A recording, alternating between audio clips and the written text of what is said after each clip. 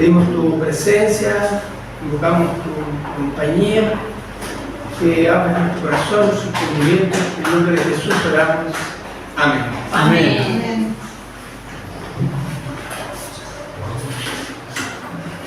El versículo para meditar ahora, vamos a buscarlo en Romanos capítulo 8, versículo 1. Nos dice así la palabra de Dios.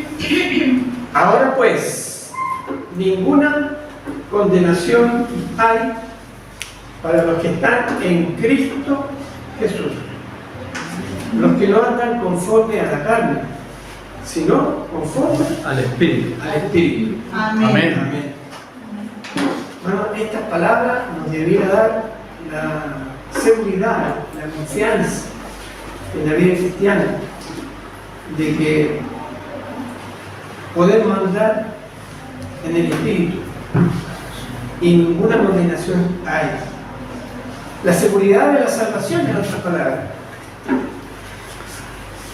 En Romanos capítulo 5, también otro texto, versículo 1 y 2, nos dice, y el 3 inclusive, justificados pues por la fe, tenemos paz para con Dios por medio de nuestro Señor Jesucristo, por el cual también tenemos entrada por la fe a esta gracia en la cual estamos firmes y nos gloriamos en la esperanza de la gloria de Dios.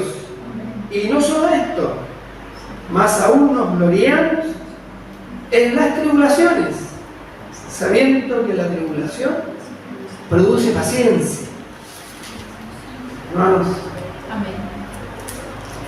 justificados por la fe, tenemos paz por medio de nuestro Señor Jesucristo. Y también tenemos entrada por la fe a esta gracia. Maravilloso versículo. Maravilloso versículo. Hermanos, el fundamento de la gracia es la aceptación, que es un regalo de Dios. En Efesios 1:6 dice, para la alabanza de la gloria de su gracia que nos dio gratuitamente en el amado. Otras versiones dicen que somos aceptos en el amado Hijo de Dios.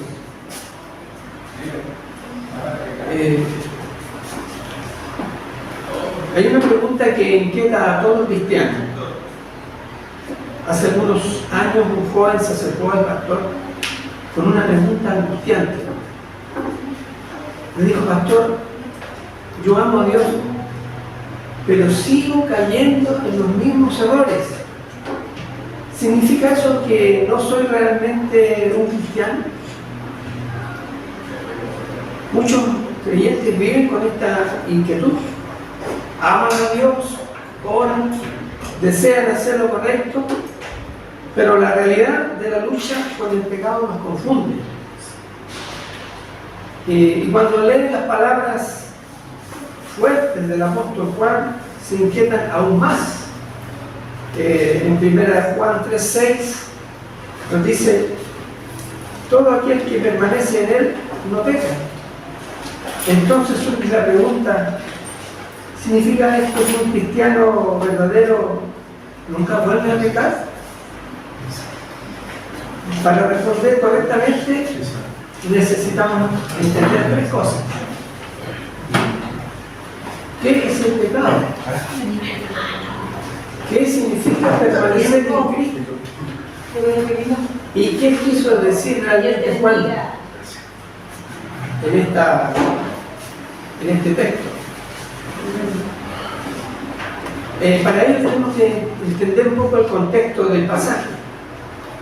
La primera epístola de Juan fue escrita a finales del primer siglo y la iglesia enfrentaba ya crisis doctrinal.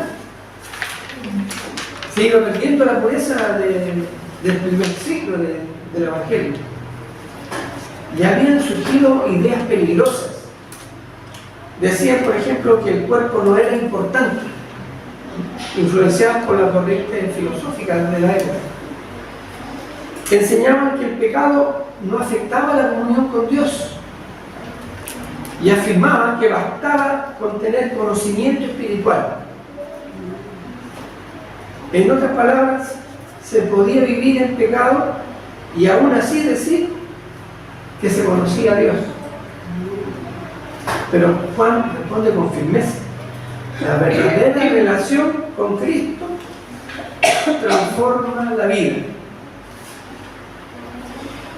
Y muchas veces nosotros nos quedamos con la versión Reina Valera 1960, pero si buscamos la Reina Valera revisada del 2015, vamos a ver que hay una variación que nos dice en 1 Juan 3, del 6 al 9, nos dice: todo aquel que permanece en él no continúa pecando. Hay una Amén. Amén. variación, ¿no? El verso 7 dice, el verso 8: el que practica el pecado es el diablo, que el diablo peca desde el principio. Pero para esto fue manifestado el Hijo de Dios, para deshacer las obras del diablo. Todo aquel que ha nacido de Dios no practica el pecado, porque la simiente de Dios permanece en él y no puede seguir pecando, porque ha nacido de Dios. Amén. Esa es la versión más actualizada. La palabra clave del pasaje es practicar el pecado. ¿Ah?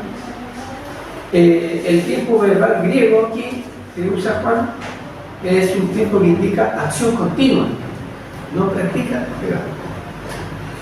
Por eso muchas traducciones lo expresan así: no practica el pecado. La idea es no vivir en pecado como estilo de vida. Amén. Amén. Hay una diferencia clave. El verdadero creyente puede caer ocasionalmente, pero no vive deliberadamente en pecado. El verdadero creyente, si cae, se vuelve a levantar. ¿Sí? Amén. Pero el que peca deliberadamente, ese ya no hay más remisión de pecados, como dice Hebreos 10:26. Porque si pecáremos voluntariamente después de haber recibido el conocimiento a la verdad, ya no quedan más sacrificios por los pecados. Porque una cosa tenemos que diferenciar, que una cosa es tropezar y otra cosa muy distinta es tirarse al suelo. Una es accidental, es involuntaria, es un descuido, falta de ser precavido, no estar atento, tropezar. Pero la otra, tirarse al suelo, es un acto voluntario. Y muchos abandonan así al pecado. Eso es vivir en el pecado. Pero el Hijo de Dios, el verdadero creyente, el pecado ya no domina su vida. Amén. Hermano, hay una ilustración que yo quiero traer, compartir con ustedes, porque a veces para explicar conceptos que son complejos y que requerirían muchas horas de análisis, mejor una ilustración, como lo hizo el Señor Jesucristo, que resumía en parábolas grandes verdades. Hay una película que fue estrenada en Estados Unidos en 1983, se llamaba la película El Día Después, donde retrata en forma cruda y realista los efectos de una guerra nuclear entre Estados Unidos y en ese entonces la Unión Soviética. Esta película fue vista por más de 100 millones de espectadores en su estreno original, convirtiéndose en el film más visto. La trama central se centra en los residentes de Lawrence, Kansas, debido a su cercanía a bases militares de misiles nucleares. Y la película relata en 3 escenas la escalada de la tensión política y el intercambio nuclear y las devastadoras consecuencias inmediatas y a largo plazo de una guerra nuclear. Radiación, colapso social, enfermedades. Hermano, fue tan impactante las escenas de esta película que tras su emisión se realizó un panel de discusión en vivo para ayudar a los espectadores a procesar el trauma psicológico de las imágenes, porque la gente vivía escondida, sobreviviendo a los efectos de esas armas nucleares.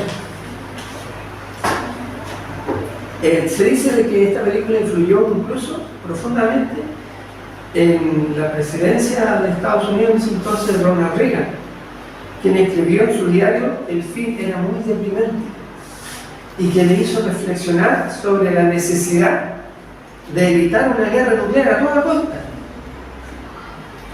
La historia muestra algo estremecedor. No se centra tanto en la explosión nuclear, eso fue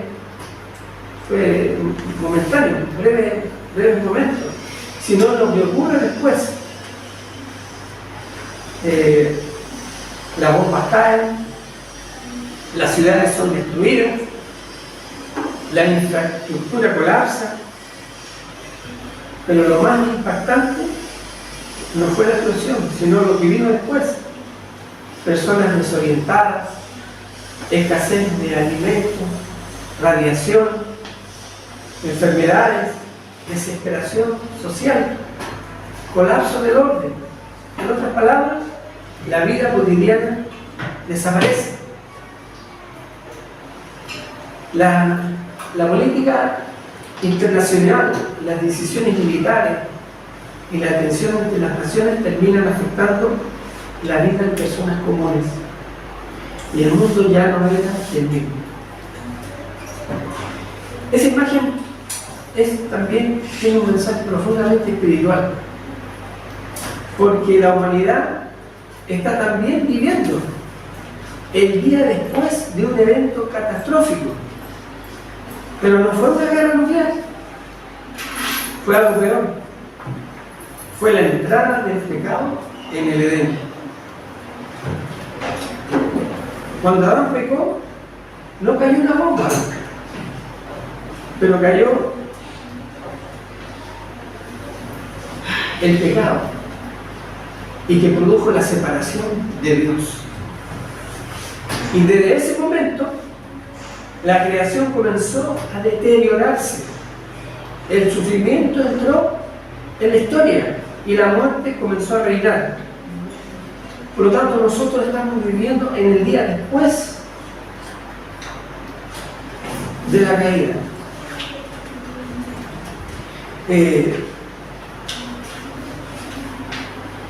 Así como esa película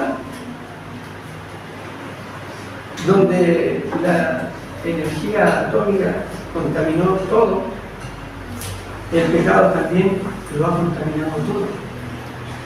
Los gobiernos, las estructuras sociales, las decisiones humanas, la justicia. La Biblia lo confirma en la epístola a Romanos 8:22, dice: toda la creación gime.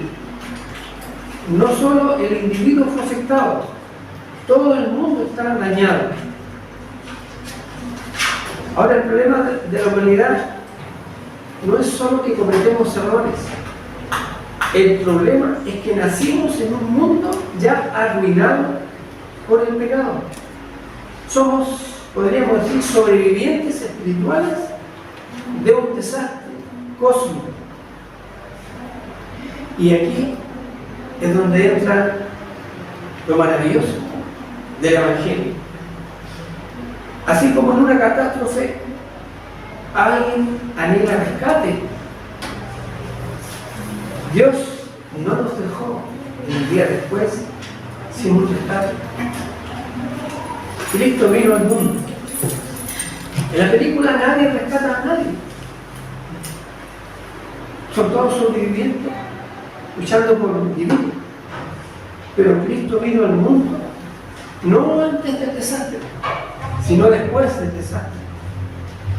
Vino, entró en nuestra realidad caída, dejó su gloria, dejó la comunión con su Padre, la adoración de los ángeles, y vino a vivir en este mundo devastado y oscurecido por el pecado.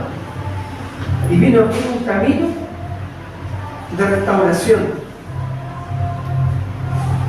Por eso es que los que tenemos en el proyecto de la escuela sabática, vemos esto, uniendo el cielo y la tierra. Ahí está la mano del Padre y el Cristo uniendo como puente el abismo que dejó esa comunión de Dios con el ser humano, extendiendo la otra mano hacia el ser humano, uniendo el cielo y la tierra. Hermanos, estábamos separados, nacemos separados. Cristo es el puente. Y hay algunos textos de la vida cristiana que nos ayudan a comprender, pero a veces nos confundimos. Por ejemplo, en Salmos 46:10 nos dice la palabra de Dios: estar quietos y conocer que yo soy Dios. Estar quietos y conocer que yo soy Dios. La salvación viene de Dios. Pero en 1 Timoteo 6:12 nos dice: el Señor pelea la buena batalla de la fe. Amén. Pablo, al final de sus días, he peleado la buena batalla de la fe. Y un tercer texto también nos dice en Timoteo, 2 Timoteo 2:1 nos dice: tú pues, hijo mío, esfuérzate en la gracia que es en Cristo Jesús. Entonces, ¿tenemos que estar quietos o tenemos que esforzarnos y pelear? Quietos. Quietos. Esforzarnos y Pero pelear. también dice estar quietos. Entonces, aquí lo que tenemos que entender, para no confundirnos, en qué estar quietos y en qué esforzarnos. Entonces, para entender en qué tenemos que estar quietos es para recibir la salvación. Amén. Que es un regalo de Dios, es un don de Dios. Amén. Solamente tenemos que estar quietos y recibirlo. Amén. Aceptar el don de Dios. No se gana por obras. Fue completado en Cristo. Efesios 12, 8 y 9 dice: por gracia son salvos, no por obras. Para que nadie se gloríe. Para que nadie se gloríe. Aquí no luchamos, aquí no peleamos, aquí no nos reforzamos. Aquí descansamos en Cristo. Amén. Descansamos en sus méritos. El siguiente texto. Nos esforzamos en la pelea de la batalla de la fe y esforzarnos en la gracia es no para ser salvos, sino porque ya somos salvos. El esfuerzo correcto es en buscar a Dios, en depender de Dios, en permanecer en Cristo. En Cristo. En cultivar esa comunión diaria con el Amén. Señor. Y esto nos lleva a concluir que no luchamos para producir obediencia, nos esforzamos por permanecer conectados a Cristo. Amén. Entonces, ¿en qué estar quietos y en qué luchar? Estar quietos en ganar la salvación. Ahí nos quedamos quietos. No podemos hacer nada. En justificarnos, tampoco. Esa es obra de Dios. En tratar de merecer el favor de Dios, tampoco.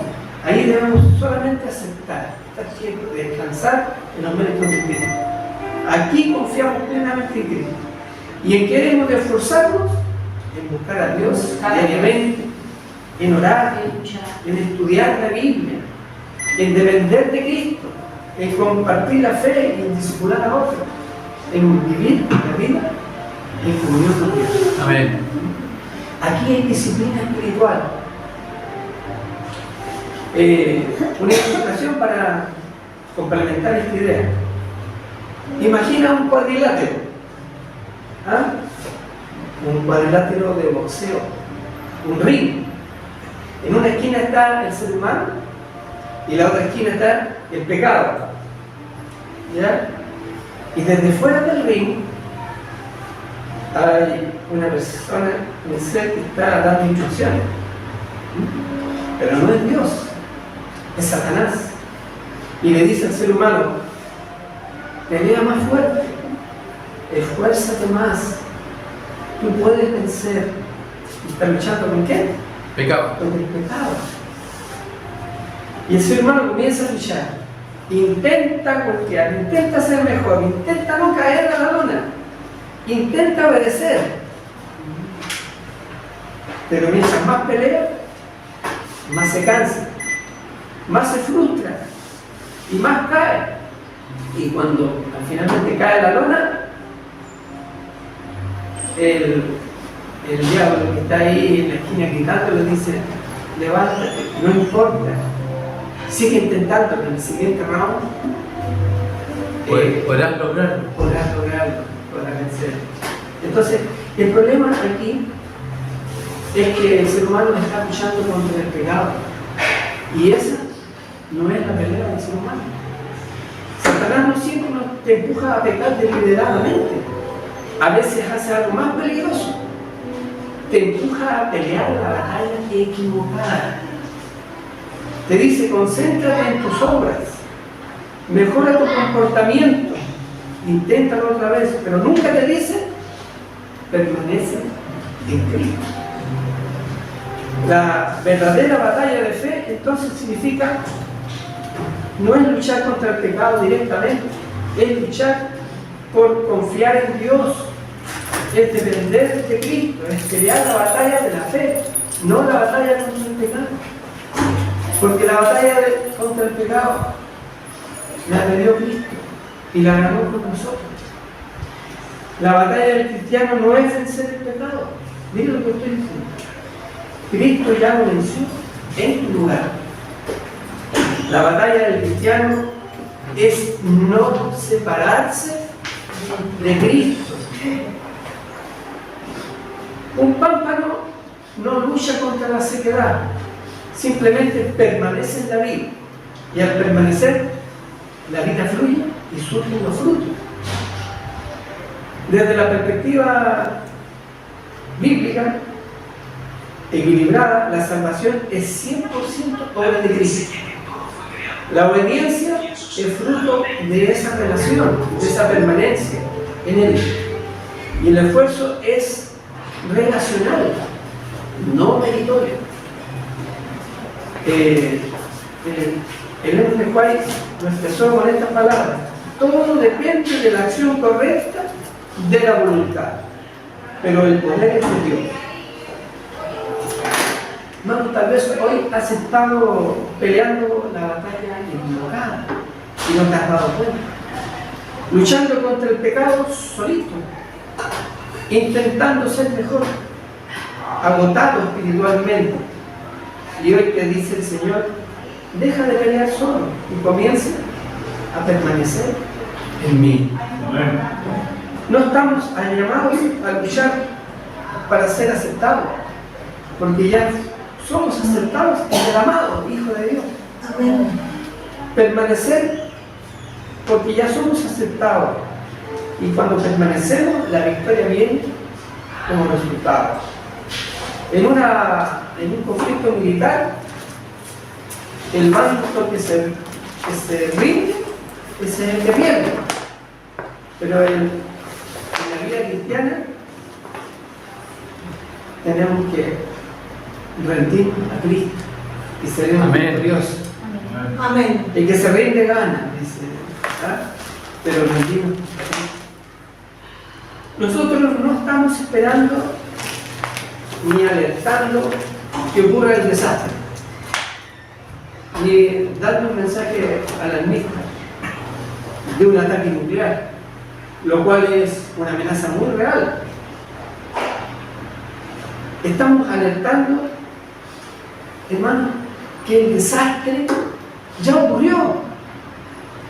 Ya estamos viviendo el día después del desastre, cuando entró el pecado en este mundo. Y a diferencia de la película en que nadie vino a rescatar, Cristo vino a rescatarnos en medio de sus consecuencias. Amén. Tal vez hoy alguien no entiende por qué hay tanto dolor, por qué hay tantas enfermedades, hay sufrimiento, muerte, injusticia. La respuesta es porque estamos viviendo el día después de la entrada del pecado. Pero la esperanza es esta, y Cristo vino el día después para darnos un nuevo comienzo, para darnos la victoria, para restaurar lo que fue dañado. El día después de la catástrofe. Hermanos, la humanidad está viviendo el día después del pecado. Después que Adán cayó, se perdió la inocencia, la naturaleza se deterioró, el corazón humano se inclinó al mal y quedamos separados de Dios.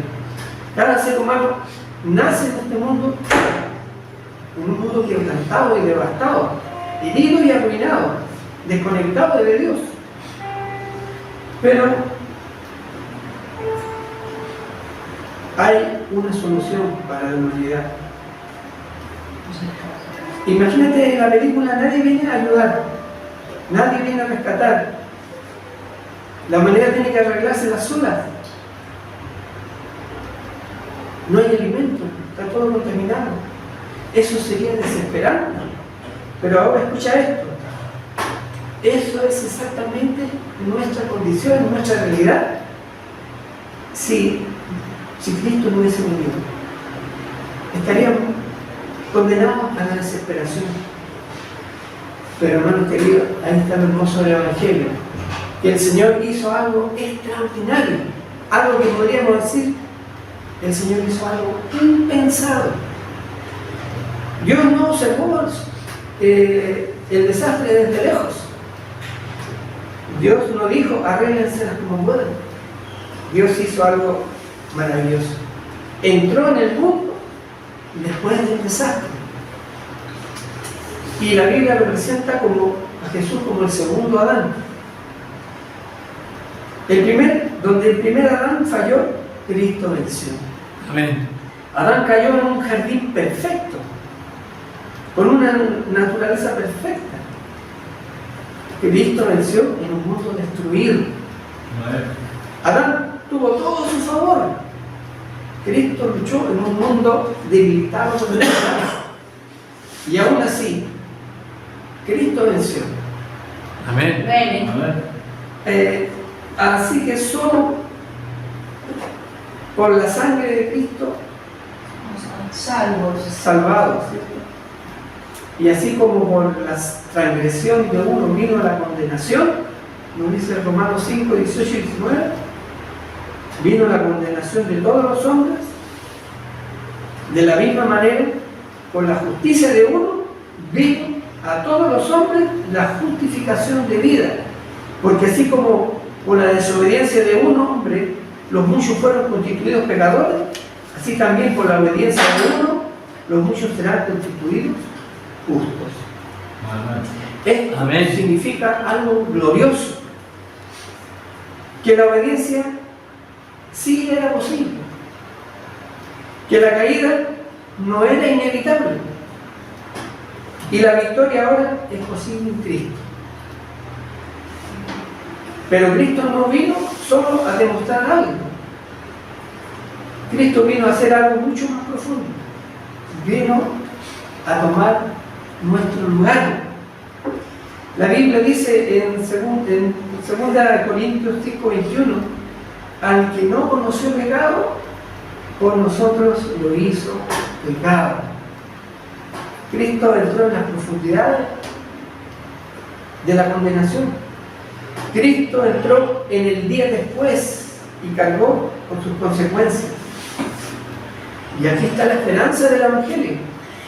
Cristo no solo vino al mundo caído, Cristo vino a restaurarlo, a iniciar una nueva humanidad, a ofrecer un nuevo comienzo.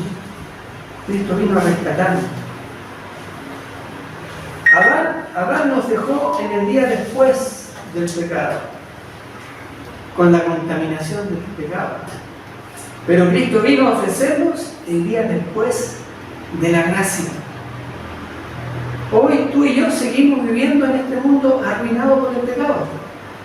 Seguimos viendo dolor, injusticia, sufrimiento, enfermedad, muerte. Pero la pregunta no es si este mundo está dañado o no. La pregunta es, ¿dónde estás tú en medio de ese mundo?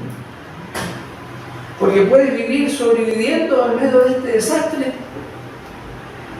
o caminando con el Salvador que entró en él. Amén.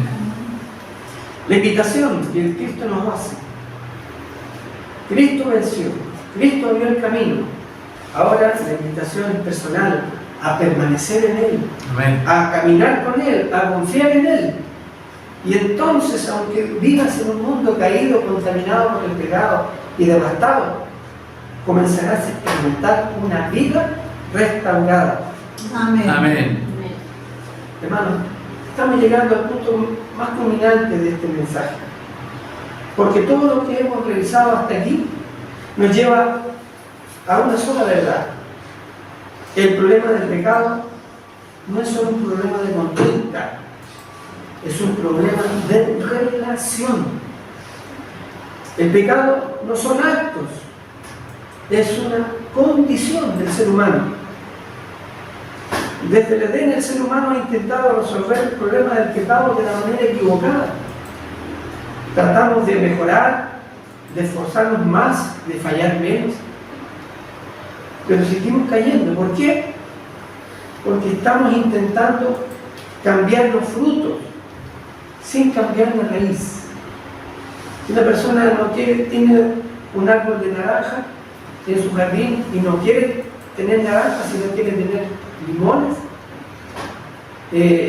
mal podría estar cortando las ramas, cortando los frutos. Tiene que sacar el árbol y poner otro, ¿cierto? De raíz. Dios nunca nos pidió que buscáramos su obediencia por nosotros mismos, porque la verdadera obediencia no se fabrica, no se impone, no se logra por presión.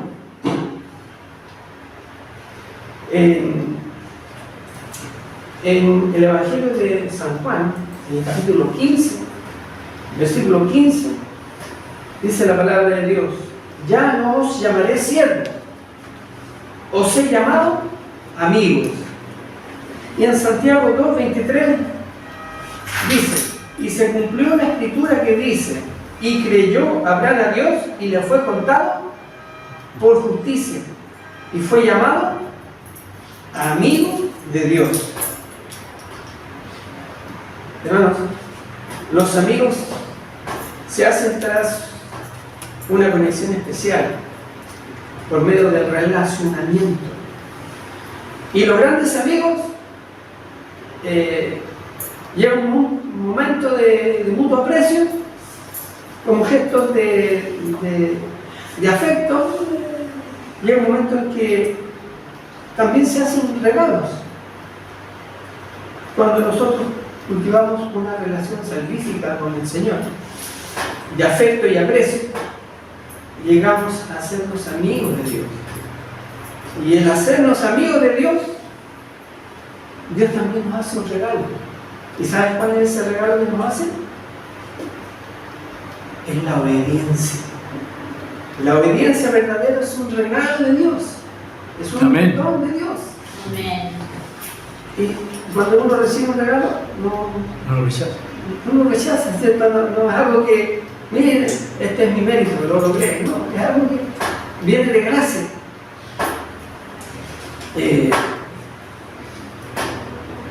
Y aquí hay un cambio radical.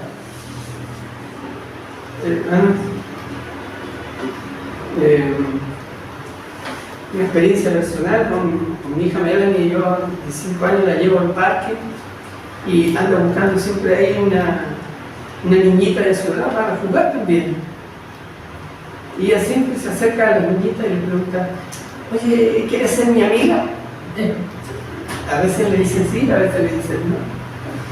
Y yo le pregunté: hijo, ¿por qué tú le dices a la niña si quiere ser su amiga? ¿Por qué no le dices si quiere jugar? ¿Verdad? Y claro, entendí yo que ella lo que anda buscando es una amiga para jugar. No anda simplemente buscando con quién jugar. Y mientras están jugando, dice, a cada rato ella grita: amiga, amiga, siempre está repitiendo esa palabra. Y qué si al otro día o después la vuelve a encontrar, ahí se encuentra con un abrazo y feliz. Y una vez encontró a una de esas amigas y se descubrió que vivía al frente de la casa. Así que le invitó a la casa a pasar. Allá, hasta ahí la amiga llegó a la casa con el papá y le sirvimos alguna cosita a ellos y todo. Y ahora viene frecuentemente. Hermanos, Dios no busca esclavos obedientes. Dios está buscando amigos que confíen en Él. Amén. Amén. Y aquí está la verdad que lo transforma todo. Cuando una persona se hace amiga de Dios, la obediencia comienza a nacer naturalmente. No como obligación, no como miedo, sino como respuesta de amor.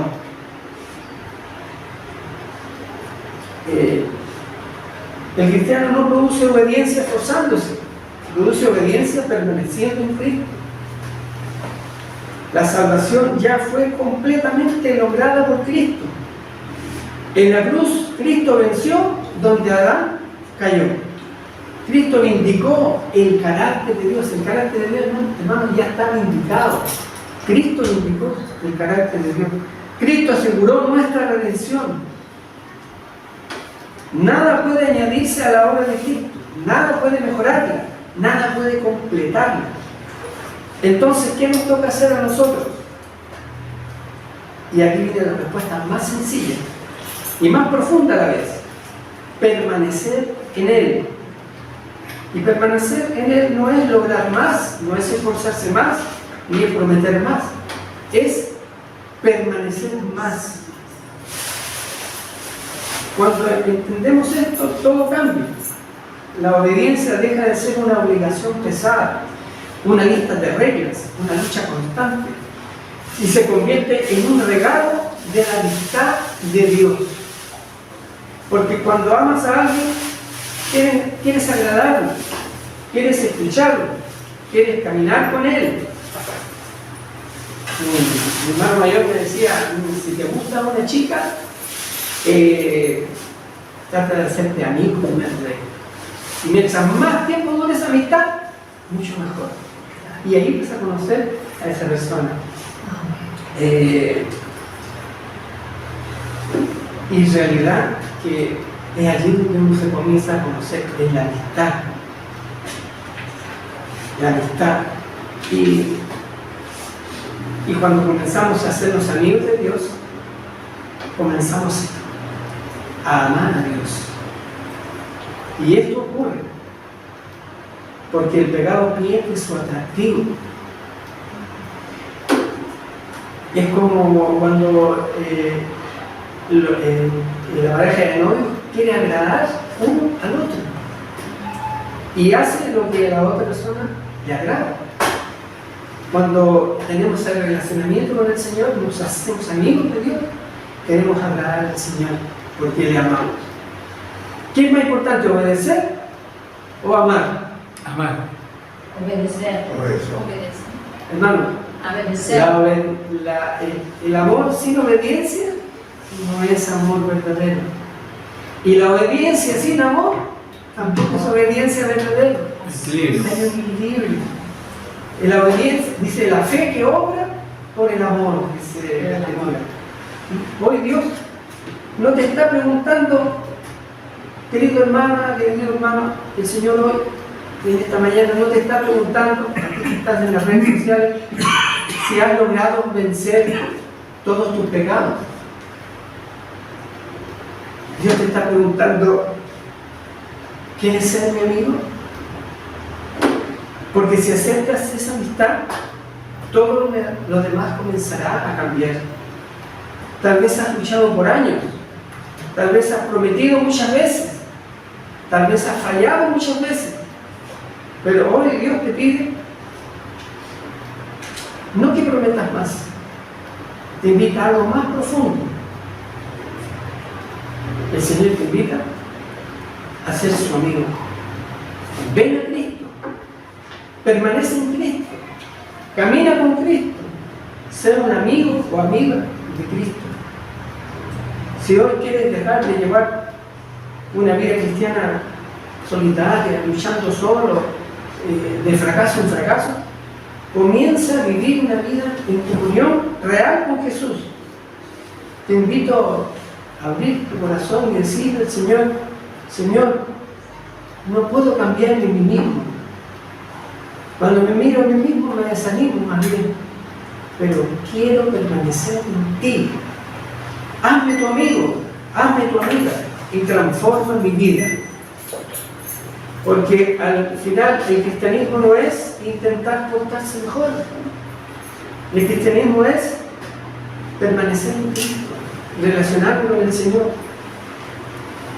Porque el que permanece en Él, dice la Escritura, no practica el pecado, porque Cristo vive en Él. San Juan 17:3. Y esta es la vida eterna, que te conozcan a ti, el único Dios verdadero, y a Jesucristo a quien has enviado.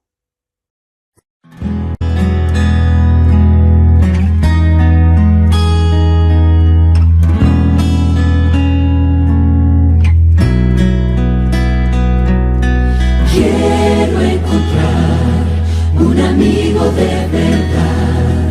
Quiero abrir mi corazón, entregar lo que yo soy a un amigo de verdad, a un amigo que no falle, a un amigo que me apoye, a un amigo muy sincero, a un amigo de verdad, que perdone mis errores, que comprenda mis dolores, a un amigo de verdad. Su nombre es Jesús, Jesús, Jesús, amigo de verdad. Jesús, Jesús, es verdadero y fiel, amigo de verdad.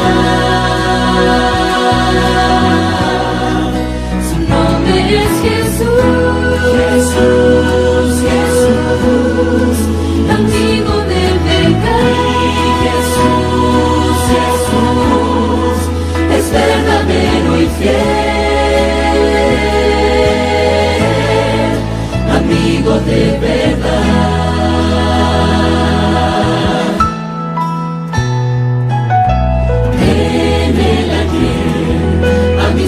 Sincera y fiel, ahora soy su seguidor, un enviado de su amor a un mundo en confusión, donde guerra sin sentido, donde mueren inocentes, cuando todos se preguntan dónde el mundo va a parar. Quiero yo gritar sin miedo que mi amigo es la respuesta, abre ya